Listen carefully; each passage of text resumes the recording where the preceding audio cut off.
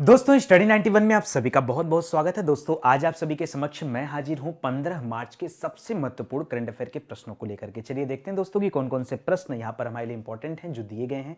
ध्यान दीजिए दोस्तों, स्टडी 91 की किताबें भी आ चुकी हैं। जी हां दोस्तों, ये किताबें अभी हमारे पास यहां पर अवेलेबल है दोस्तों, जिसे आप हमारी वेबसाइट या एप्लीकेशन के माध्यम से परचेज कर सकते हैं। ठीक है, और घर बैठे अपनी पूरी तैयारी कर सकते हैं। अभी तो ये किताबें लेखपाल परीक्षा के लिए दोस्तों लॉन्च की गई हैं। दोस्तों इसी होली के बाद दोस्तों वीडियो परीक्षा के लिए भी किताबें लॉन्च की जा रही हैं, तो वो भी आप जरूर परचेज करिएगा। ये किताबें या तो आप अपनी नजदीकी बुक स्टॉल से परचेज कर सकते हैं या फिर आप हमारे वेबसाइट या एप्लीकेशन से कर सकते हैं। ध्यान दीजिएगा दोस्तों, आपको इसके लिए कोई अतिरिक्त शुल्क या शिपिंग चार्ज देने की जरूरत नहीं है दोस्तों, कोई डिलीवरी चार्ज नहीं है। जो किताब की कीमत है उसी कीमत में दोस्तों ये किताब आपके घर तक पहुंचाई जा रही है। आपको इससे सस्ती किताब कहीं मिलने वाली नहीं है। ठीक है, इसके अलावा स्टडी 91 पर कई सारे ऑनलाइन कोर्स भी चल रहे हैं। अगर आप किसी परीक्षा की तैयारी कर रहे हैं दोस्तों, तो एक मौका स्टडी 91 को जरूर दीजिए, और कम से कम एक मौका नितिन सर को जरूर दीजिए दोस्तों, जिसमें आप हिंदी इंडिविजुअल का बैच लीजिए और देखिए क्या कमाल की बैच है। ठीक है, चलिए शुरू करते हैं दोस्तों प्रश्न उत्तर का सिलसिला और देखते हैं कि कौन कौन सा इंपॉर्टेंट प्रश्न है जो आज हमें पढ़ने हैं। पहला सवाल है, हाल ही में मोदी जी द्वारा कहां पर राष्ट्रीय रक्षा विश्वविद्यालय के भवन का उद्घाटन किया गया? जी हां दोस्तों, राष्ट्रीय रक्षा विश्वविद्यालय के भवन का उद्घाटन कहां पे किया गया, यह सवाल आपसे पूछा जा रहा है दोस्तों। अगर खड़कवासला आप सभी को याद आ रहा है दोस्तों, तो याद रखेगा यह आपका बिल्कुल गलत जवाब है। क्यों? क्योंकि यहां पर दोस्तों राष्ट्रीय रक्षा अकादमी बनी हुई है। क्या बनी हुई है?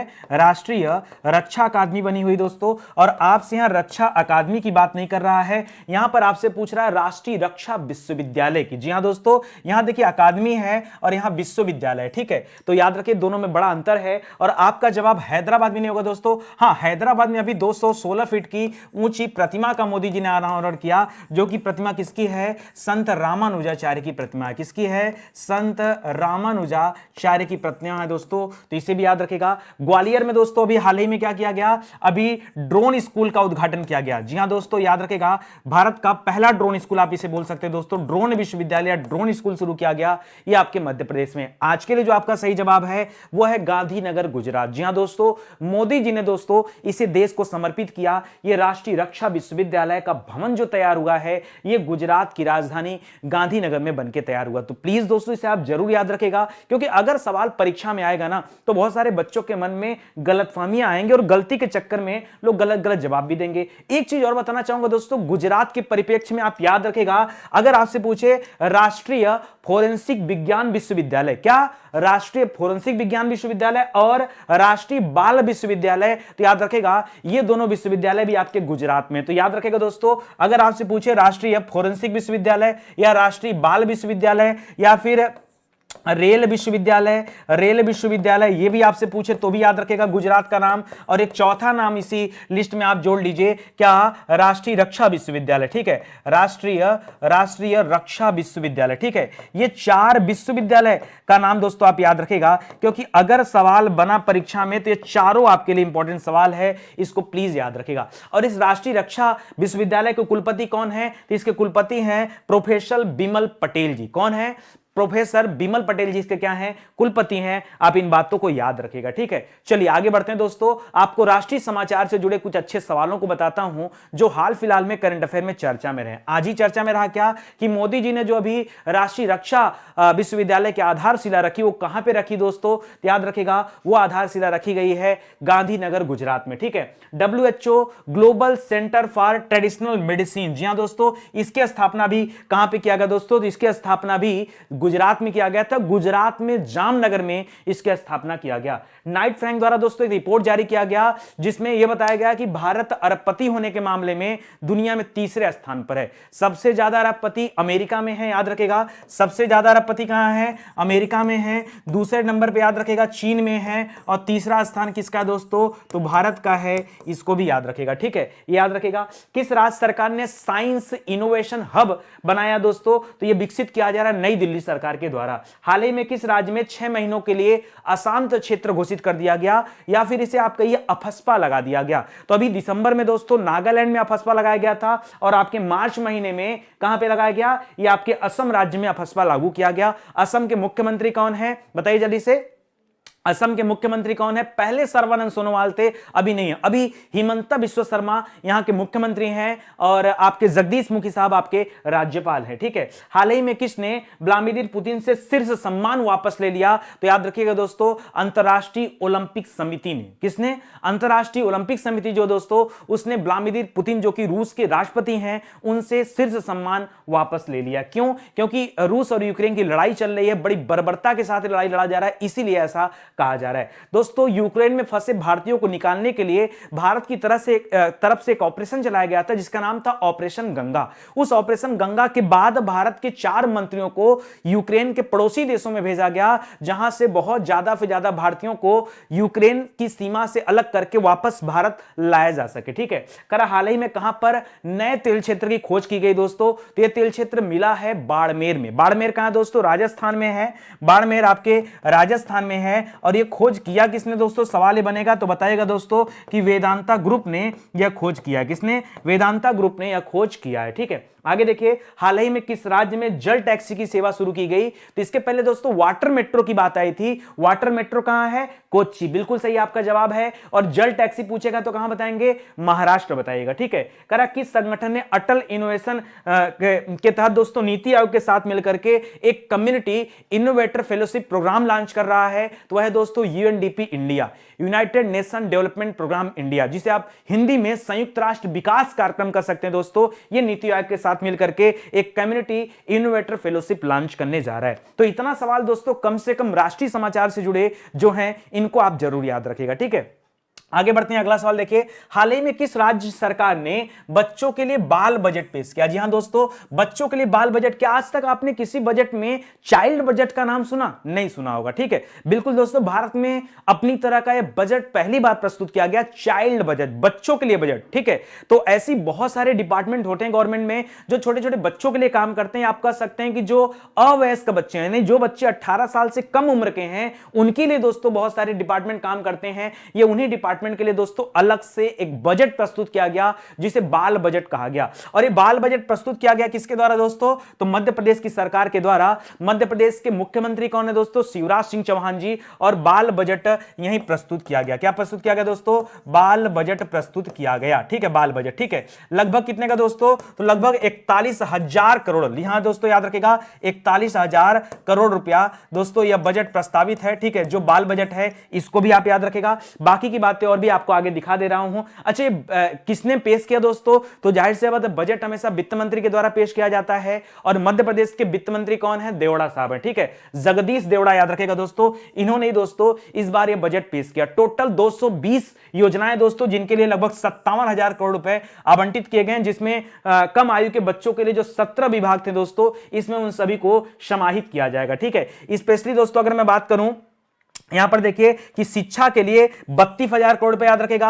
और बुनियादी ढांचे के लिए जो 40,000 करोड़ रुपए मैं कर रहा था दोस्तों, बुनियादी ढांचा यानी आधारभूत संरचना के लिए और स्वास्थ्य के लिए लगभग 19,000 करोड़ रुपए का आवंटन किया गया है। यह भी आप याद रखेंगे। ठीक है, तो इसको भी अच्छे से पढ़िएगा दोस्तों। बाकी अच्छा, यहां पे ना हो तो आप कर लीजिए ना, सीधा सीधा आप बढ़ा के कर लीजिए, आप पूरा कर लीजिए यहां पे, क्योंकि 32 52 सब जोड़ेंगे तो और आगे निकल जाएगा। आप बुनियादी ढांचे के लिए यहां जो मैं लिखा हूं 41,000 करोड़, इसको 42,000 करोड़ लिखिए और यहां लिख दीजिए बुनियादी ढांचे के लिए, वरना कंफ्यूजन हो जाएगा। ठीक है, बुनियादी ढांचे के लिए दोस्तों ये जो है बजट प्रस्तुत किया गया। ठीक है, तो फिलहाल याद रखिएगा कि ये अपनी तरह का इस तरह का पहला बजट है, बाल बजट। ठीक है, जिसे आप चाइल्ड बजट का नाम देना। कुछ और बातें इस चाइल्ड बजट में, जरा उसे देखिए दोस्तों। करा इस वर्ष के बजट का जो मुख्य आकर्षण है वो एक अलग बाल बजट बनाना था, जिसके तहत बच्चों के पोषण, बच्चों के स्वास्थ्य और शिक्षा के लिए लगभग 57,000 करोड़ रुपए दोस्तों रुपए का प्रावधान किया गया है। इसको भी देखिएगा। ठीक है, चलिए मैं आपको आगे ले चलता हूं दोस्तों, क्योंकि बात बजट की है तो सवाल इकोनॉमी का बनता है।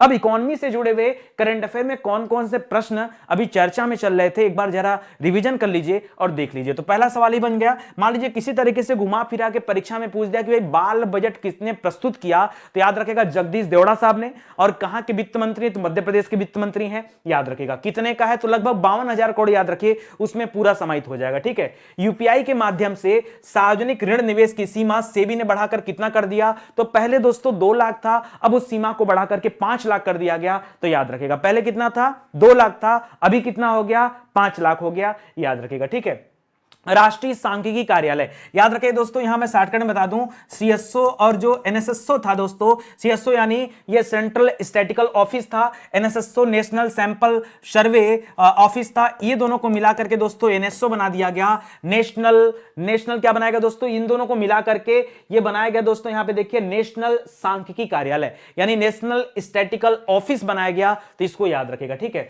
हाल ही में भारत की यूपीआई प्रणाली को अपनाने वाला देश कौन सा बना दोस्तों, तो याद रखेगा नेपाल देश है जो भारत की यूपीआई प्रणाली को अपनाने चला है। जी हां दोस्तों, हाल ही में किसने पंचतंत्र पर भारत का पहला स्मारिका सिक्का जारी किया दोस्तों, तो हमारी वित्त मंत्री निर्मला सीतारमण ने दोस्तों इस बजट के दौरान ही जारी किया था। ग्लोबल एंटरप्रेन्योरशिप मॉनिटर 2021-22 रिपोर्ट में दोस्तों पहले स्थान पे कौन सा देश है, तो याद रखेगा यहां पहला स्थान है सऊदी अरब देश का। जबकि दोस्तों एक नया टैक्स जो शुरू करने वाला देश है वो संयुक्त अरब अमीरात है, वो याद रखेगा, इसको ध्यान दीजिएगा। ये ग्लोबल एंटरप्रेन्योरशिप मॉनिटर 2021-22 रिपोर्ट में पहला स्थान सऊदी अरब का है। ठीक है, आर्थिक सर्वेक्षण 2021-22 के अनुसार अक्षय ऊर्जा पे जोर देने के बावजूद भी अभी सन 2030 तक एक आंकड़ा आया है कि 1.3 बिलियन से 1.5 बिलियन टन कोयले का अनुमानित दोस्तों, यह मतलब कम से कम मार्केट में डिमांड रहेगी ही रहेगी। ठीक है, इसको याद रखेगा। 2021 में भारत के व्यापार भागीदार के रूप में शीर्ष स्थान किसका आया है,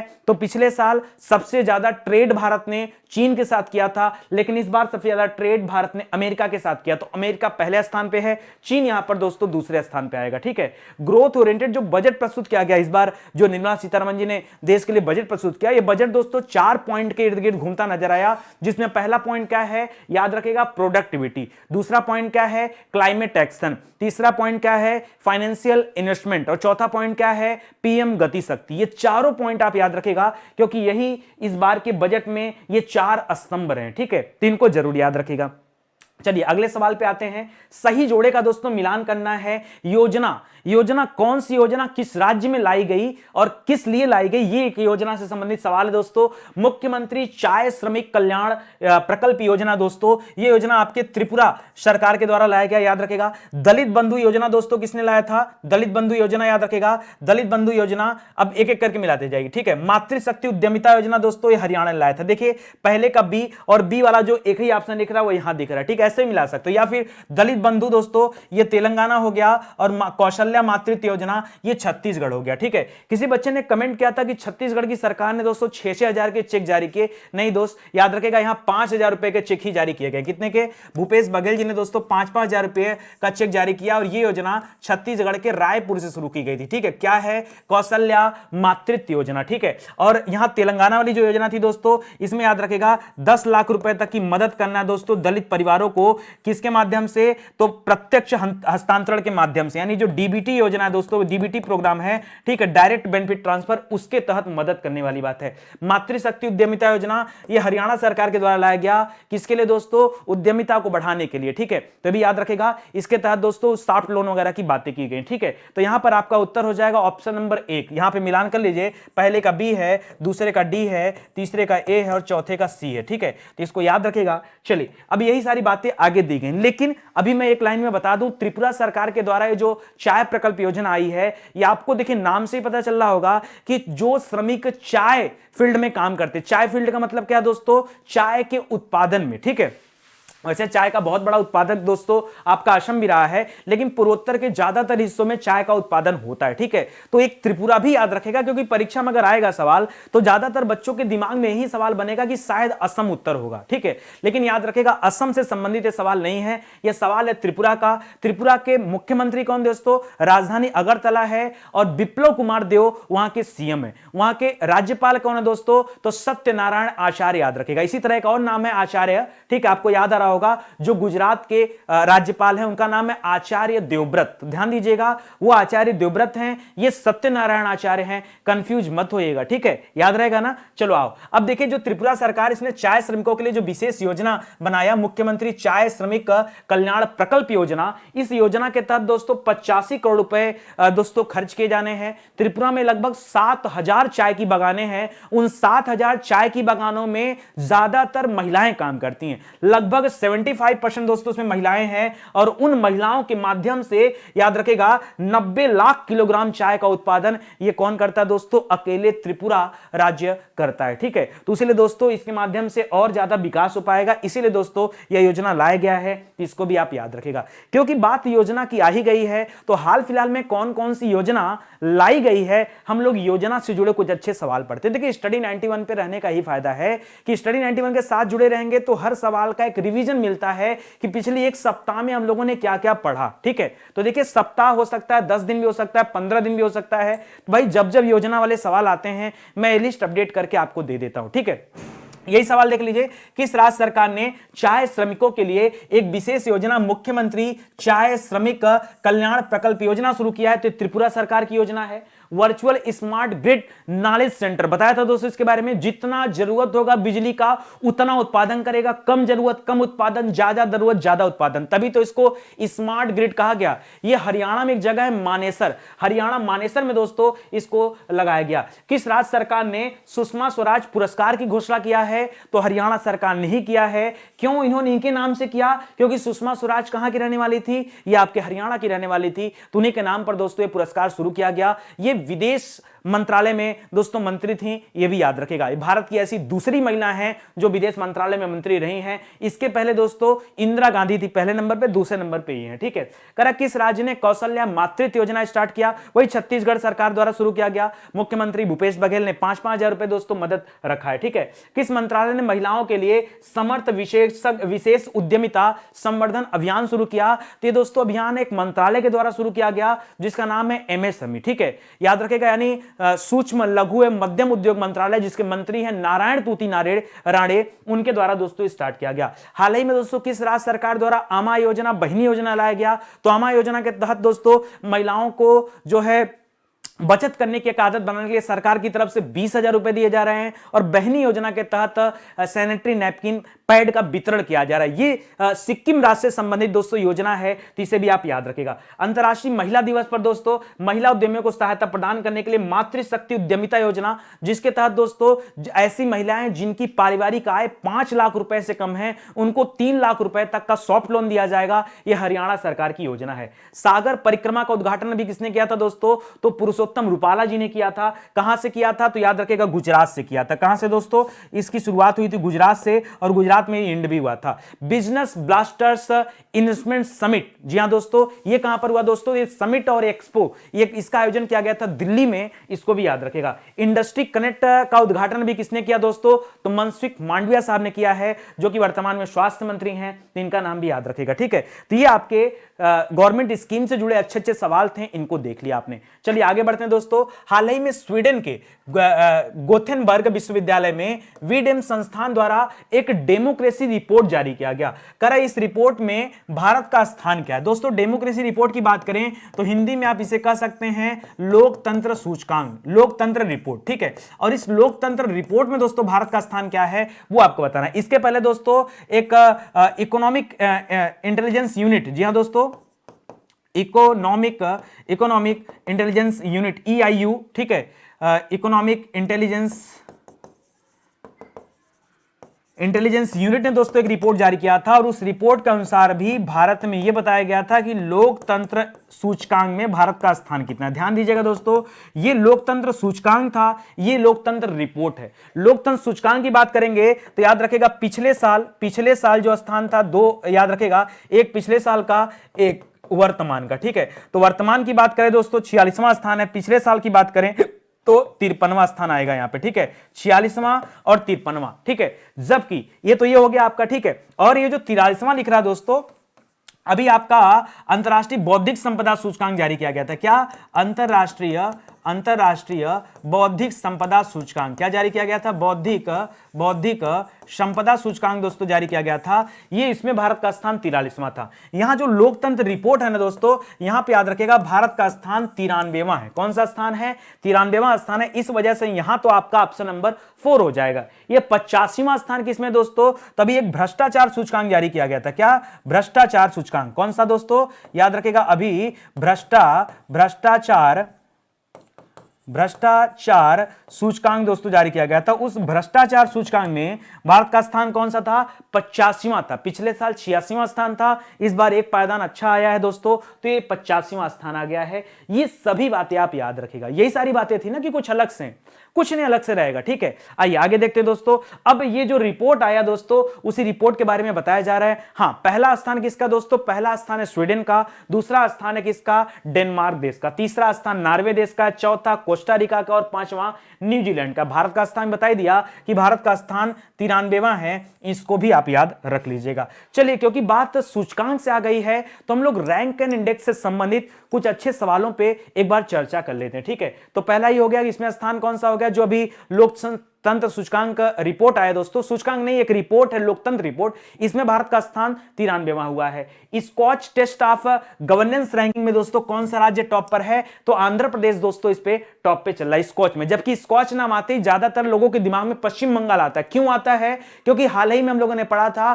कि पश्चिम बंगाल राज्य को 4 स्कॉच अवार्ड दिया गया था। कितना? 4 स्कॉच अवार्ड दिया गया था, इसलिए चर्चा में चल रहा था, ठीक है। तो यहां पर याद रखिएगा आप, Skoch state of governance ranking में आंध्र प्रदेश दोस्तों टॉप पे चल रहा है। हाल ही में पूर्ण टीकाकरण मिशन इंद्रधनुष में किसने जो है शीर्ष स्थान हासिल किया? तो ये मिशन इंद्रधनुष का 4.0 वर्जन था दोस्तों, और इसमें उड़ीसा टॉप पे आया है। उड़ीसा टॉप पे आया दोस्तों। जब कोविड-19 वैक्सीनेशन किया जा रहा था उस समय भी टीकाकरण के लिए दोस्तों उड़ीसा की जो राजधानी है दोस्तों, ठीक है, राजधानी भुवनेश्वर, वो 100% टीकाकरण करने वाला भारत का पहला शहर घोषित किया गया था, तो उसे भी याद रखेगा। हाल ही में जारी सतत विकास सूचकांक में भारत किस पायदान पर है? तो पहले 117वां स्थान था, इस बार खिसक करके 120वें स्थान पे आ गया है, यह भी याद रखेगा। कह रहा है भारत में 8 प्रमुख उद्योगों के सूचकांक में सबसे अधिक प्रभार दोस्तों किसे दिया गया है? तो याद रखेगा इस विद्युत वाले को दूसरा प्रभार दिया गया, 2 पे है। पहला दिया गया फर्टिलाइजर इंडस्ट्री को, किसे दिया गया है? फर्टिलाइजर इंडस्ट्री को दोस्तों पहला स्थान दिया गया, ठीक है। फर्टिलाइजर इंडस्ट्री को यहां पहला स्थान दिया गया। दूसरे नंबर पे दोस्तों सीमेंट आता है, तो प्लीज आप जरूर याद रखिएगा। हाल ही में जारी अंतरराष्ट्रीय बौद्धिक संपदा सूचकांक में जो भारत का स्थान है वो स्थान है 43वां है। कितना? 43। हरून इंडिया वेल्थ रिपोर्ट के अनुसार भारत में करोड़पति परिवारों की जो संख्या है वो 142 से बढ़कर 145 हो गई है। दुनिया में भारत तीसरे नंबर पे आ चुका है जहां पर सबसे ज्यादा करोड़पति परिवार रहते हैं। अगर हम ग्रोथ की बात करें दोस्तों तो 11% की दर से दोस्तों यहां परिवारों में वृद्धि हुई है, यही बात यहां लिखा है। सौभाग्य योजना सौर विद्युतीकरण योजना में दोस्तों कौन सा राज्य शीर्ष स्थान हासिल किया है? तो इसमें राजस्थान राज्य दोस्तों पहले स्थान पर है, ठीक है। टॉम ट्रैफिक इंडेक्स कुछ दिन पहले आया था, इसमें सबसे भीड़ भाड़ वाला शहर जो घोषित किया गया वो मुंबई को घोषित किया गया। द इकोनॉमिक्स इंटेलिजेंस यूनिट, ये वही वाली है दोस्तों, EIU की बात कर रहा हूं, ठीक है, ये वही है द इकोनॉमिस्ट इंटेलिजेंस यूनिट, जिसने लोकतंत्र सूचकांक में भारत का स्थान 46वां बताया था। देखिए लिखा हुआ यहां पर, ठीक है। और आज हम लोग लोकतंत्र रिपोर्ट में 93वां स्थान पढ़े हैं, ठीक है। भारत पे स्वतंत्रता रिपोर्ट में दोस्तों कौन सा राज्य शीर्ष पर चल रहा है? तो जम्मू कश्मीर राज्य दोस्तों शीर्ष पर चल रहा है, यह भी आप याद रखेंगे, ठीक है। तो इतने सवाल थे दोस्तों जो कि रैंक इंडेक्स के सवाल थे और हाल फिलहाल के परीक्षाओं में पूछे भी जाएंगे, क्योंकि सवाल आपने देखा है कि पिछले कुछ एग्जाम में बहुत ज्यादा सवाल दोस्तों स्टडी 91 के करंट अफेयर श्रृंखला से आए हुए हैं। तो निश्चित रूप से अगर यहां पढ़ रहे हैं आप तो टेंशन मत लीजिए, सब पढ़ते चलिए, जो होगा सही होगा। और सबसे बड़ी बात है कि एट ए टाइम आपको याद भी हो जा रहा है, बहुत बड़ी बात है। At a time current affair याद होना अपने आप में बहुत बड़ी बात है, जी हां। चलिए आगे बढ़ते हैं दोस्तों। कर हाल ही में किस देश को अमेरिका का गैर नाटो प्रमुख सहयोगी देश घोषित किया गया? जी हां दोस्तों, गैर नाटो प्रमुख की बात कर रहा है। गैर नाटो प्रमुख का मतलब क्या दोस्तों? जो नाटो में शामिल नहीं है। नाटो किसे कहते हैं दोस्तों? नाटो कहा जाता है नॉर्थ अटलांटिक ट्रीटी ऑर्गेनाइजेशन को। किसे कहा जाता है? नॉर्थ अटलांटिक ट्रीटी ऑर्गेनाइजेशन, ठीक है, ट्रीटी ऑर्गेनाइजेशन, ठीक है, इसको कहा जाता है दोस्तों। ये कई सारे देशों का, इसमें लगभग 28 देश हैं, याद रखेगा 28 देश हैं, प्लस एक आपका यू भी हो जाता है दोस्तों, तो भी याद रखेगा, ठीक है। तो इस तरह से 29 इनकी संख्या बन जाती है, ठीक है। तो फिलहाल याद रखेगा, लेकिन यहां कह रहा है गैर नाटो प्रमुख, यानी अमेरिका का बड़ा करीबी देश है दोस्तों, याद रखेगा, और वह देश है कतर। कौन है दोस्तों? कतर देश है, जिसे अमेरिका ने अपना जो है गैर नाटो प्रमुख देश घोषित किया है। अच्छा, गैर नाटो प्रमुख कहने का कुछ बहुत विशेष मतलब है क्या? हाँ, थोड़ा सा विशेष बातें हैं। हालांकि इसका संबंध कोई रूस और यूक्रेन की लड़ाई से नहीं है दोस्तों। क्यों? क्योंकि यूक्रेन को लेकर के काफी समय से चर्चा में चल रहा था कि यूक्रेन जो है नाटो में शामिल होने की मांग कर रहा था, और शायद इसी वजह से रूस जो है यूक्रेन पर हमला कर रहा है कि तुमको नाटो में शामिल नहीं होना है। ठीक है, इस तरह के कंडीशंस जो आपने देखे हैं, और लगातार युद्ध चलता ही जा रहा है। लगभग 20वां दिन होने वाला दोस्तों, और 20 दिन से लगातार जो है रूस और यूक्रेन के बीच में लड़ाइयां जारी हैं। ठीक है, खैर तो अलग बात है। अब बात आती है यहां कतर की, जो अभी किसने कहा है दोस्तों? अमेरिका ने कहा। तो उसे याद रखेगा। देखिए, गैर नाटो प्रमुख जो देश घोषित किए जाते हैं उनको कुछ फायदा मिलता है अमेरिका से। जैसे क्या फायदा मिलता है? जैसे जो अमेरिका का रक्षा विभाग है उसके साथ एक सहकारी अनुसंधान में प्रवेश करने का मौका मिलता है, मतलब रिसर्च कर सकते हैं दोस्त। ठीक है, कुछ लिख रहा है, कुछ आतंकवाद विरोधी अभ्यासों में दोस्तों अमेरिका के साथ भागीदारी करने का मौका मिलता है। प्राथमिकता के आधार पर याद रखेगा सैन्य अधिशेषों की सुपुर्दगी की जाती है। कोई आपको रक्षा से संबंधित कोई उपकरण की जरूरत होगा तो हाई प्रायोरिटी पे आपको दिया जाएगा। विकास परियोजनाओं के लिए उपकरण और सामग्री भी मिलेगा, ऋण चाहेंगे तो ऋण भी मिलेगा। कुछ रक्षा उपकरण खरीदने के लिए अमेरिकी वित्त पोषण उपयोग करने की अनुमति भी देता है कि भाई आपको खरीदना है तो आप उधार में ले सकते हैं, बाद में पैसा चुकाइएगा। ठीक है, और अंतरिक्ष प्रौद्योगिकी में भी दोस्तों काफी ज्यादा मदद मिलता है अमेरिका देश से। तो एक नाटो प्रमुख देश बनने में दोस्तों ये फायदा होता है। जो फायदा इस बार किसको मिलने वाला? इस कतर देश को मिलने वाला है। तो ये भी आप याद रखिएगा। ठीक है, चलिए हम लोग बात करते हैं दोस्तों डिफेंस से जुड़े कुछ अच्छे सवालों पर। ठीक है, तो पहला सवाल क्या है दोस्तों कि अभी किस देश को अमेरिका का जो है अमेरिका का गैर नाटो प्रमुख सहयोगी देश घोषित किया गया है? तो वह देश है कतर। ठीक है, कतर की राजधानी कहां दोस्तों? कतर की राजधानी दोहा है। कहां पर है दोस्तों? कतर की राजधानी दोहा है। कतर वही देश है दोस्तों जहां 2022 में फीफा वर्ल्ड कप होगा। क्या होगा? फीफा वर्ल्ड कप इस बार कहां होने वाला दोस्तों? याद रखेगा, वो आपके कतर में ही होगा। ये भी याद रखेगा, फीफा फुटबॉल वर्ल्ड कप। ठीक है, करा हाल ही में एक अज्ञात सुपरसोनिक मिसाइल दोस्तों ये भारत की सीमा से पाकिस्तान की सीमा में जा गिरा। मियां मिट्टू के नाम सुना होगा दोस्तों, जहां पे गिरा है। और पाकिस्तान ने कहा कि भाई ये मिसाइल भारत की तरफ से आया है, हरियाणा से इसे लॉन्च किया गया था, ऐसा पाकिस्तान का दावा है। ठीक है, और ये भी दावा है कि कोई और मिसाइल नहीं, एक ब्रह्मोस क्रूज मिसाइल है, ये दावा किया गया है। ठीक है, करा भारत ने किस देश के साथ अभी स्लिनेक्स नाम का एक नौसैनिक अभ्यास किया है? तो याद रखेगा, स्लिनेक्स नाम का अभ्यास भारत श्रीलंका के साथ करता है। सिम्बेक्स अभ्यास सिंगापुर के साथ, ऑसिनडेक्स अभ्यास ऑस्ट्रेलिया के साथ, जिमेक्स अभ्यास जापान के साथ, हैंड इन हैंड अभ्यास आपके चीन के साथ, सूर्य किरण अभ्यास आपके नेपाल देश के साथ किया जाता है। यह भी आप याद रखेगा। भारत और अमेरिका की 19वीं सैन्य सहयोग बैठक जो हुई है दोस्तों, यह आपके आगरा में हुआ, उत्तर प्रदेश के आगरा में। वो भी अमेरिका का, भारत अमेरिका का सैन्य बैठक, वो भी उत्तर प्रदेश आगरा में। बहुत बड़ी बात है, इसको भी याद रखेगा। युद्धग्रस्त यूक्रेन से भारतीयों को निकालने के लिए जो मिशन चलाया गया वो मिशन था ऑपरेशन गंगा। भारत किस देश के साथ पूर्व धर्म गार्जियन अभ्यास कर रहा है दोस्तों? तो यह किसके साथ कर रहा है? याद रखेगा, जापान के साथ कर रहा है पूर्व धर्म गार्जियन अभ्यास। ठीक है, भारतीय वायुसेना ने एक्स कोबरा वॉरियर जो अभ्यास किया, यह यूके के साथ किया, यूनाइटेड किंगडम के साथ करा। पूर्वी ब्रिज यानी ईस्टर्न ब्रिज 6 जो अभ्यास है दोस्तों, यह भारत ओमान देश के साथ करता है। किस देश ने भारत के सभी अनुबंधित 70,000 AK-203 असाल्ट राइफल जो भारत को सौंप दिया है? तो यह रूस ने सौंपा है। रूस के साथ हमारी डीलिंग थी 6,70,000 राइफल के लिए। 70,000 राइफल रूस ने बना के हमें दे दिया। 6 लाख राइफल्स हमारे देश में बनाए जाएंगे। कहां बनेंगे? तो रायबरेली में बनेंगे। यह भी आप याद रखेगा। नाटो सदस्य देशों का समुद्री अभ्यास चल रहा था दोस्तों, नेपच्यून स्ट्राइक 22। इसका आयोजन भूमध्य सागर में किया गया, जिसमें नाटो प्रमुख देश सम्मिलित थे। यह भी आप याद रखेगा। ठीक है, तो ये आपके डिफेंस से संबंधित कुछ अच्छे सवाल हैं जो हाल फिलहाल चर्चा में रहे हैं, तो इन्हें भी जरूर याद रखेगा। दोस्तों, स्टडी 91 पर जो हमारा बेस्ट सेलिंग कोर्स चल रहा है ना, वो हिंदी इंडिविजुअल का बैच चल रहा है। देखिए, मैंने आपसे कितनी बार कहा कि बैच आप ज्वाइन कर लीजिए, आप नहीं माने। ठीक है, और अंततः याद रखेगा, इस होली पर दोस्तों लोग ऑफर देते हैं छूट के लिए, और ये पहला बैच है जिसने अपना दाम बढ़ा लिया। जी हाँ, जी हाँ, याद रखिए, कोई छूट उट नहीं। इस होली पे 2 पैसे और खर्च कीजिए, खुशी खुशी खर्च कीजिए। क्यों? क्योंकि आपको बहुत कुछ एक्स्ट्रा मिलने वाला, बहुत कुछ ऐसा मिलने वाला है जो आपका दिल खुश कर देगा। देखो, पैसे पे मत जाओ, कभी भी ना पैसे पे मत जाओ दोस्त। अगर जाना है ना, क्वालिटी पे जाओ।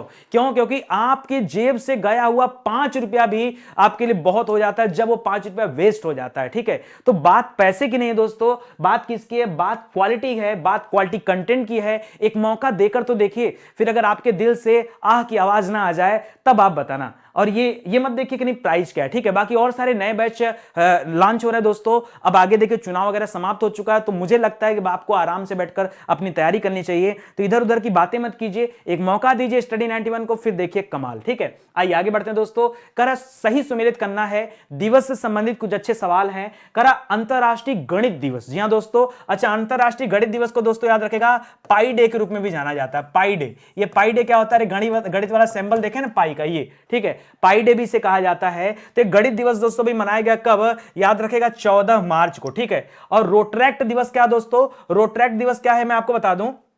आपने रोटरी क्लब का नाम सुना होगा, किसका नाम सुना होगा, रोटरी क्लब का नाम सुना होगा, याद रखेगा ये उसी रोटरी क्लब का दोस्तों द्वारा मनाया जाने वाला दिवस है, बहुत इंपॉर्टेंट दोस्तों, याद रखेगा। तो रोट्रैक्स दिवस जो मनाया गया, ये मनाया गया 13 मार्च को, ठीक है। विश्व किडनी दिवस दोस्तों मनाया जाता है 10 मार्च को, याद रखेगा। और अंतरराष्ट्रीय महिला दिवस दोस्तों आपका 8 मार्च है, और जन औषधि दिवस क्या हो जाएगा आपका 7 मार्च हो जाएगा। तो यहां पर मैच कराइए, क्या बनेगा दोस्तों, पहले का बनेगा सी, दूसरे का बन जाएगा ई, और तीसरे का बन जाएगा डी, चौथे का बन जाएगा बी, और पांचवें का बन जाएगा ये, यानी CEDBA, CEDBA, यानी आपका ऑप्शन नंबर 2 यहां पर क्या हो जाएगा, सही जवाब हो जाएगा, बिल्कुल सही, यही जवाब आपका सही है। एक चीज यहां पर और याद रखें दोस्तों, कभी कभी आपसे थीम पूछ लेता है। अंतरराष्ट्रीय गणित दिवस जो मनाएगा दोस्तों, इसका थीम क्या है, तो याद रखेगा गणित एकता, इस बार इसकी थीम रखी गई। आइए गणित से संबंधित दोस्तों एक रामानुजम पुरस्कार दिया गया है हाल ही में, और नीना गुप्ता जी को दिया गया, और नीना गुप्ता जी को इस बार नारी शक्ति पुरस्कार के लिए भी चुना गया, वो भी आप याद रखेगा, ठीक है। बाकी पाई डे से कहा जाता है, इसको आप पढ़ लीजिएगा, ठीक है। और रोट्रैक्ट दोस्तों उसका थीम क्या था, तो रोटरी मेकिंग अ डिफरेंस, याद रखेगा इसका थीम था, तो इसको भी आप देख सकते हैं। चलिए मैं बात करता हूं दोस्तों मार्च से संबंधित जो अच्छे अच्छे दिवस हैं जो मार्च महीने मनाए जाते हैं, जरा वो याद रखेगा। पहला दिवस है विश्व नागरिक सुरक्षा दिवस और शून्य भेदभाव दिवस, ये मार्च में 1 तारीख को मनाया जाता है। सिविल लेखा दिवस 2 तारीख को मनाया गया। विश्व वन्य जीव दिवस, और वन्य के साथ साथ क्या विश्व श्रवण दिवस, ये आपका 3 मार्च को मनाया जाता है। राष्ट्रीय सुरक्षा दिवस, ठीक है, और आपका राष्ट्रीय मोटापा दिवस, ये 4 तारीख को मनाया जाता है। केंद्रीय औद्योगिक सुरक्षा बल दिवस, स्थापना दिवस वैसे तो 6 को मनाया गया, बट इसका मूल रूप से जो स्थापना हुआ था ये 10 मार्च को हुआ था, तो प्लीज यार इसे भी याद रखना, ठीक है। जन औषधि दिवस दोस्तों 7 मार्च को मनाया जाता है। अंतरराष्ट्रीय महिला दिवस 8 मार्च को मनाया जाता है। विश्व किडनी दिवस दोस्तों 10 तारीख को मनाया गया, इस बार मनाया गया, हर बार नहीं मनाया जाता है। रोट्रैक्ट दिवस दोस्तों ये 13 को है, और गणित दिवस दोस्तों आपका 14 मार्च को है, तो इसे भी याद रखिएगा, ठीक है। तो ये भी आपके लिए अच्छा सवाल था। चलिए आगे बढ़ते हैं, अगले सवाल पर आते हैं। करा उत्कृष्ट परिणामों का प्रदर्शन करने वाले नैदानिक परीक्षणों, जी हां दोस्तों, नैदानिक परीक्षण को आप क्लिनिकल ट्रायल बोल सकते हो, क्या बोल सकते हो, क्लिनिकल ट्रायल, जी हां दोस्तों। अच्छा, क्या होता है क्लिनिकल ट्रायल, तो याद रखिए जब कोई वैक्सीन बनती है, कोई दवाई बनती है, तो सबसे पहले उसे क्लिनिकल ट्रायल उसका किया जाता है कि भाई क्या यह दवा सही है या गलत है, ठीक है। इसलिए दोस्तों क्लिनिकल ट्रायल किया जाता है, तो याद रखेगा। और ये क्लिनिकल ट्रायल को पूरा होने के साथ कोविड-19 के इलाज के लिए पहली स्वदेशी दवा कौन सी बनी, जी हां दोस्तों। वैसे ज्यादातर लोगों के दिमाग में दोस्तों ये 2 आता है, बट याद रखिए कोई दवा नहीं है, ये दवा नहीं है, ये फिर है क्या सर, ये वैक्सीन है भाई, ये दवा थोड़े है, दवा और वैक्सीन में अंतर होता है, वैक्सीन है, ये कोई दवा नहीं। अगर दवा की बात करें दोस्तों, तो याद रखेगा ये विनकोव 19 दोस्तों, ये पहली स्वदेशी दवा है, यह भी याद रखेगा, ठीक है। और कोविशील्ड भी मत करेगा दोस्तों। कोविशील्ड क्या है दोस्तों, ये एक टेस्टिंग किट है, जिससे क्या करते हैं दोस्तों, जिससे टेस्ट किया जाता है, ये कोविशील्ड वो है, ठीक है। यहां जो आपका उत्तर होगा ये विनकोव 19 है दोस्तों, जिसको अभी मंजूरी दिया जा रहा है, इसको भी याद रखेगा। अच्छा, यहां पर जो दवा बनाई गई दोस्तों, कैसे बनाई गई, याद रखिए उसका प्रोसेस बड़ा कमाल का है दोस्तों, मैंने पढ़ा, मुझे लग रहा है आपको भी बताना चाहिए। तो याद रखेगा इसके प्रोसेस के लिए सबसे पहले कोविड के जो वायरस है ना, ठीक है, उन वायरस को, SARS-CoV वायरस को लिया गया दोस्तों, और सबसे पहले इसको निष्क्रिय कर दिया गया। उसको निष्क्रिय करने के बाद दोस्तों इसको घोड़े के अंदर इंजेक्ट किया गया। सर क्या बोला आपने, घोड़ा बोला, घोड़ा, हार्स माने घोड़ा, ठीक है, घोड़ा बोला दोस्तों। तो क्या किया गया, इसको इंजेक्ट किया गया, ठीक है, घोड़े के अंदर इंजेक्ट किया गया, ठीक है। उसके बाद दोस्तों जब उससे एंटीबॉडी बना तो उसको निकाल करके उसको दवा में तब्दील किया गया। ये एक दोस्तों कमाल का रहा, ठीक है। तो इसको भी याद रखिए, मतलब अपने आप में कैंटिक तरीका देखने को मिला, मुझे तो मिला, तो मुझे लगा आपके लिए भी अच्छा होगा। तो पहला सवाल याद रखिए दोस्तों, इसका नाम क्या है, इसका नाम विनकोव 19 है, घोड़े के अंदर दोस्तों इंजेक्ट करके इसको बनाया गया है,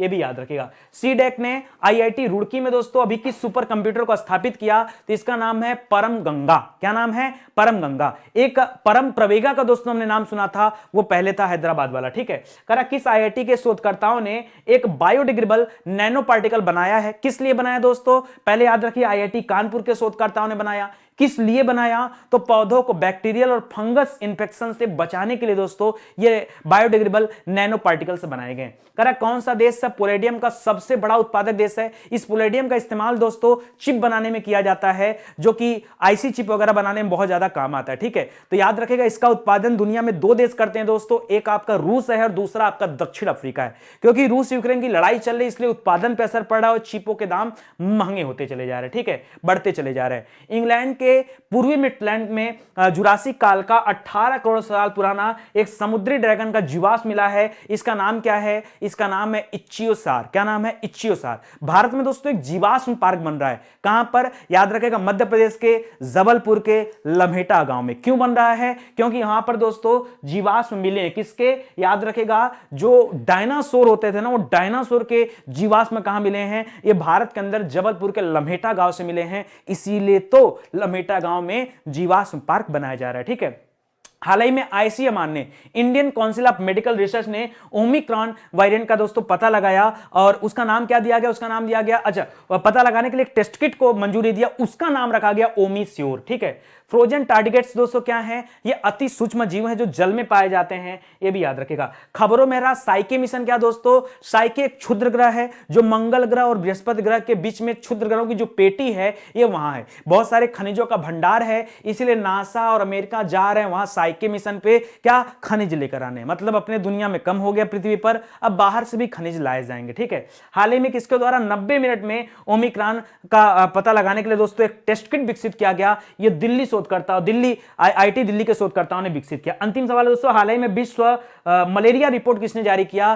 तो वर्ल्ड हेल्थ ऑर्गेनाइजेशन की तरफ से जारी किया गया है, ये भी आप याद रखेंगे। चलिए आगे बढ़ते हैं दोस्तों अगले सवाल पर। देखिए एक बार फिर से नए राष्ट्रपति का चुनाव किया गया। लगातार मुझे लग रहा है 3-4 दिनों से हम लोग लगातार पढ़ते ही चल रहे हैं, नए राष्ट्रपति नए राष्ट्रपति। फिर आ गया दोस्तों गैब्रियल बोरिक फॉन्ट। ठीक है, गैब्रियल बोरिक फॉन्ट को दोस्तों अभी चिली देश का राष्ट्रपति चुना गया। कहां का? चिली का राष्ट्रपति चुना गया और ये चिली के सबसे युवा राष्ट्रपति हैं। क्या है दोस्तों? सबसे अब तक के सबसे युवा राष्ट्रपति। चिली वही देश है दोस्तों जो दक्षिण अमेरिका में है और तांबे के उत्पादन के लिए जाना जाता है। कल ही हम लोगों ने पढ़ा था कैटलिन नोवाक के बारे में। ये हंगरी देश की क्या दोस्तों? राष्ट्रपति हैं और याद रखिएगा वहां की पहली महिला राष्ट्रपति हैं। क्या है? पहली महिला राष्ट्रपति दोस्तों हंगरी की, तो ये भी याद रखेगा, हंगरी की राजधानी बुडापेस्ट। ठीक है, युंग सुक योल की बात करें तो दक्षिण कोरिया का दोस्तों इनको राष्ट्रपति चुना गया है। फ्रैंक वाल्टर स्टीनमेयर की बात करें तो फ्रैंक जर्मनी है दोस्तों, याद रखेगा। और पॉल हेनरी साडोंगो की बात करें तो बुर्किना फासो का राष्ट्रपति इनको चुना गया। तो अब मैच करा लीजिए एक बार, क्या बनेगा? पहला बनेगा बी, दूसरा बनेगा सी, तीसरा बनेगा ई, चौथा बनेगा ए और पांचवा बनेगा डी। ठीक है, तो B C E A D याद रखेगा, B C E A D, मतलब यहां हो गया ऑप्शन नंबर 3, यह आपका सही जवाब हो जाएगा। कोई दिक्कत है आपको? नहीं ना। चलो आगे बढ़ते हैं दोस्तों। तो चिली के राष्ट्रपति के बारे में दोस्तों यहां दिया गया, चिली की राजधानी अच्छा क्या है? सैंटियागो। ठीक है, और कल हम लोगों ने हंगरी वाला पढ़ा था, तो हंगरी की राजधानी कहां पर है? बुडापेस्ट। ठीक है, वो भी याद रखेगा, अच्छा सवाल है। चलिए, क्योंकि अब राष्ट्रपति पद का चुनाव हुआ है तो कोई नॉर्मल पद तो है नहीं, मुख्य पद है दोस्तों। तो मुख्य पदों से नियुक्ति से संबंधित कुछ सवाल पढ़ते हैं। पहला है गैब्रियल बोरिक को किस देश का राष्ट्रपति बनाया गया? तो चिली देश का। ठीक है, एक दोस्तों बोरिस जॉनसन आप पढ़ते हैं, तो बोरिस जॉनसन दोस्तों कहां के हैं? वो इंग्लैंड के प्रधानमंत्री भाई, वहां आप कंफ्यूज मत होइएगा। ठीक है, करा हाल ही में हंगरी की पहली महिला राष्ट्रपति किसे चुना गया? तो किसे बनाया गया भाई? कैटलिन नोवाक को, कैटलिन नोवाक को। ठीक है, दक्षिण कोरिया के जो नए राष्ट्रपति बने युंग सुक योल बने। ठीक है, युंग सुक योल। फ्रैंक वाल्टर स्टीनमेयर ये जर्मनी के बने हैं और जर्मनी का चांसलर भी अभी बनाया गया था, किसे? ओलाफ सोल्ज को। किसे? ओलाफ सोल्ज को चांसलर चुना गया था। पॉल हेनरी साडोंगो को कहां का बनाया गया दोस्तों? तो याद रखेगा ये बुर्किना फासो के बने। दोस्तों डीआरडीएल का नाम सुना होगा, रक्षा अनुसंधान एवं विकास प्रयोगशाला। जी हां दोस्तों, विकास प्रयोगशाला। डीआरडीओ से हटके डीआरडीएल है। यहां जीए श्रीनिवास मूर्ति को चुना गया। एंटोनियो कोस्टा को दोस्तों पुर्तगाल का प्रधानमंत्री बनाया गया। सियोमारा कास्त्रो को दोस्तों पहली महिला राष्ट्रपति चुना गया होंडुरास का। मिया मोटली दोस्तों पहली महिला प्रधानमंत्री बनी है बारबडोसा की। जोस डेनियल ऑर्टेगा शावेंद्रा ये दोबारा चुने गए निकारागुआ देश के राष्ट्रपति के रूप में, ठीक है, निकारागुआ देश के राष्ट्रपति के रूप में। इसरो के जो नए चीफ बने इनका नाम यस सोमनाथ है। क्या है? यस सोमनाथन है। तो इसको भी याद रखेगा, यह भी आपके लिए अच्छा सवाल है। चलिए आगे बढ़ते हैं दोस्तों। करा किस राज्य सरकार ने बजट में 4 विज्ञान पार्क, कितना, 4 विज्ञान पार्क और युवा उद्यमियों के लिए 14 जिला कौशल पार्क स्थापित करने की घोषणा किया है? तो चलिए ये मुझे बता दीजिए, ठीक है। क्या क्या दोस्तों? 4 विज्ञान पार्क बना रहा है और 14 जिला कौशल पार्क बनाया जा रहा है। याद रखेगा ये बनाया जा रहा है केरल सरकार के द्वारा। जी हां दोस्तों, केरल बना रहा है। आज मध्य प्रदेश में दोस्तों हम लोगों ने बाल बजट के बारे में पढ़ा, चाइल्ड बजट के बारे में पढ़ा दोस्तों, तो इसको भी याद रखेगा। बाकी त्रिपुरा और महाराष्ट्र का भी बजट जारी किया गया, बट यहां पे नहीं उत्तर होगा। याद रखेगा केरल आपका क्या हो जाएगा? सही जवाब हो जाएगा, ठीक है। केरल आपका राइट आंसर हो जाएगा, ठीक है। इसके अलावा दोस्तों केरल में अभी जो है भारत की पहली डिजिटल यूनिवर्सिटी भी बनाई गई थी। क्या बनाई गई थी? डिजिटल यूनिवर्सिटी भी बनाई गई थी दोस्तों, उसको भी आप याद रखिएगा, ठीक है। चलिए यहां पर देखिए केरल सरकार की तरफ से दोस्तों ये 4 विज्ञान पार्क और युवा उद्यमियों के लिए 14 कौशल पार्कों की दोस्तों घोषणा किया गया। इसके अलावा 4 नए आईटी कॉरिडोर बनाए जा रहे हैं। स्वास्थ्य देखभाल के लिए केरल जीनोम डेटा सेंटर बनाया जा रहा है।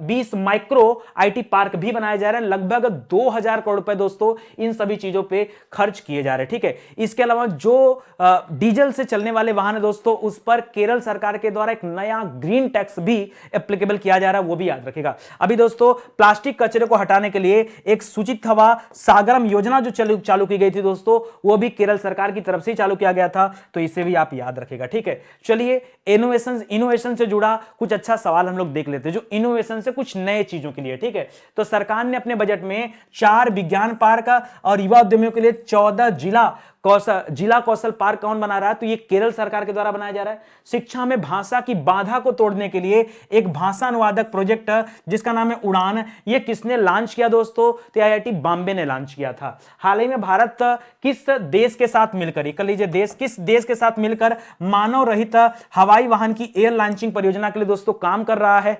तो इसमें भारत और अमेरिका काम कर रहे हैं, ठीक है। हाल ही में किसने भूकंप पूर्व चेतावनी मोबाइल ऐप विकसित किया? तो आईआईटी रुड़की ने किया है। हाल ही में भारत सरकार द्वारा किसके लिए गरिमा गृह बनाया जा रहा है दोस्तों? तो जो ट्रांसजेंडर होते हैं दोस्तों उनके लिए ये गरिमा गृह बनाया जा रहा है। अभी ट्रांसजेंडर के लिए और भिखारियों के लिए सामाजिक न्याय एवं अधिकारिता मंत्रालय की तरफ से स्माइल योजना चलाई जा रही है। अभी हाल फिलहाल में दोस्तों हम लोगों ने पढ़ा था और उस मंत्रालय के मंत्री डॉक्टर, बताइए भूल गए, ठीक है, ऐसे ही बोलते रहिए, ठीक है। फिलहाल याद रखेगा ट्रांसजेंडर और भिखारियों के लिए स्माइल योजना दोस्तों, तो याद रखेगा, ठीक है। चलिए गोल्डन राइस के व्यावसायिक उत्पादन के लिए अनुमोदन प्राप्त करने वाला दुनिया का पहला देश कौन बना है दोस्तों? तो फिलीपींस देश है। फिलीपींस की राजधानी मनीला है। फिलीपींस वही देश है दोस्तों जहां पर अंतरराष्ट्रीय चावल अनुसंधान केंद्र बना हुआ है, ठीक है, उसको भी याद रखेगा। भारत के अंदर एक क्षेत्रीय चावल अनुसंधान केंद्र है, वो आपके उड़ीसा में एक जगह है कटक, जहां सुभाष चंद्र बोस जी का जन्म हुआ था 23 जनवरी को, वहां पर, ठीक है। और अभी सुभाष चंद्र बोस जी के जयंती को दोस्तों पराक्रम दिवस घोषित कर दिया गया है, तो भी याद रखेगा। हाल ही में किस शोधकर्ताओं ने कोशिकाओं में कैंसर पैदा करने वाले परिवर्तनों की पहचान करने के लिए एक एनबी ड्राइवर नामक आर्टिफिशियल इंटेलिजेंस मॉडल विकसित किया है? तो आईआईटी मद्रास ने विकसित किया है। और कैंसर रोकथाम के लिए अगर हम बात करें दोस्तों तो एक जागरूकता कार्यक्रम महाराष्ट्र सरकार के द्वारा चलाया जा रहा है जिसका नाम है ऑपरेशन बताइए जल्दी से, बताइए कौन सा ऑपरेशन चल रहा है? कैंसर रोकथाम के लिए महाराष्ट्र सरकार की तरफ से ऑपरेशन होप चलाया जा रहा है। क्या? ऑपरेशन होप, उसको भी याद रखिएगा, ठीक है। चलिए आगे बढ़ते हैं अगले सवाल पर। लिख रहा हाल ही में role of labour in India development, role of labour in India's development नामक पुस्तक दोस्तों किसने लिखा है? तो याद रखेगा इसे लिखा नहीं, ये पूछ रहा दोस्तों किसने इसका विमोचन किया। तो याद रखे दोस्तों इसका विमोचन किया गया भूपेंद्र यादव के द्वारा। भूपेंद्र यादव वर्तमान में क्या है? श्रम मंत्री भी हैं। क्या है दोस्तों? श्रम मंत्री में। इसके अलावा आपके जलवायु वाले से संबंधित में, ठीक है। तो यहां याद रखेगा मीनाक्षी लेखी की बात मत करेगा। मीनाक्षी लेखी याद रखेगा ये संस्कृति मंत्रालय में, कहां पर है? ये संस्कृति मंत्रालय की राज्य मंत्री हैं, ठीक है। संस्कृति मंत्रालय में क्या दोस्तों? राज्य मंत्री हैं। अभी दोस्तों 50 महिलाओं की जानकारी देने वाली एक किताब का विमोचन भी दोस्तों मीनाक्षी लेखी द्वारा किया गया था। और यहां हम धर्मेंद्र प्रधान की बात करें तो दोस्तों वर्तमान में ये कौशल विकास मंत्री हैं, कौशल विकास मंत्री हैं, ठीक है। साथ ही साथ दोस्तों ये आपके शिक्षा मंत्री भी हैं, साथ ही साथ ये शिक्षा मंत्री भी हैं, तो इसे भी आप याद रखेगा। जो सही जवाब है वो भूपेंद्र यादव दोस्तों, तो याद रखेगा। देखिए यहां लिख भी रहा है कि श्रम एवं रोजगार मंत्री भूपेंद्र यादव ने दोस्तों role of labour in India's development नामक एक पुस्तक का विमोचन किया है, इसे आप याद रखेगा। ठीक है, इस पुस्तक में दोस्तों कुल 12 लेखों का वर्णन किया गया है, ते भी ध्यान रखेगा। चलिए मैं आपको लेके चलता हूं दोस्तों इंपॉर्टेंट बुक्स एंड आर्थर के बारे में, ठीक है, कि कौन कौन सी किताबें अभी चर्चा में रही हैं, जरा वो देख लीजिए। पहली किताब यही है, भूपेंद्र यादव ने इसका विमोचन किया। द ब्लू बुक दोस्तों एक आई है, the blue book writers journal, ये अमिताभ कुमार ने लिखा है। ठीक है, मिलेनियल योगी दोस्तों, अभी एक किताब चल रही थी millennial Yogi, a modern parable about reclaiming one's life, ये दीपम चटर्जी नाम है, बताया था दीपक की तरह जलने वाला योगी। ठीक है, अ नेशन टू प्रोटेक्ट दोस्तों, ये किसने लिखा है, तो याद रखेगा इसे लिखा है प्रियम गांधी मोदी ने। ठीक है, प्रियम गांधी मोदी ने। और the founders the story of PayPal, PayPal एक मल्टीनेशनल कंपनी है जिस पर दोस्तों किताब आई, उसे लिखा जिमी सोनी ने।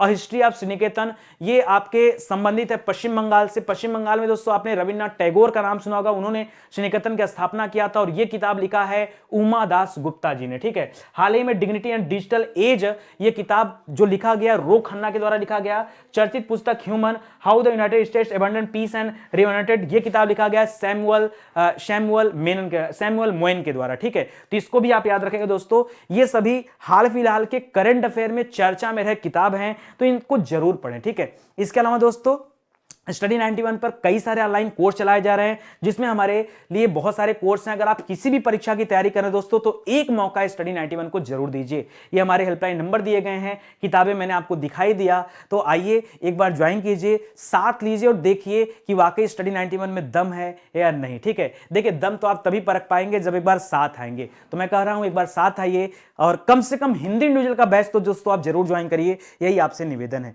मिलते हैं दोस्तों अगले लेक्चर में, तब तक के लिए धन्यवाद। जय हिंद, जय Bharat. Thank you so much.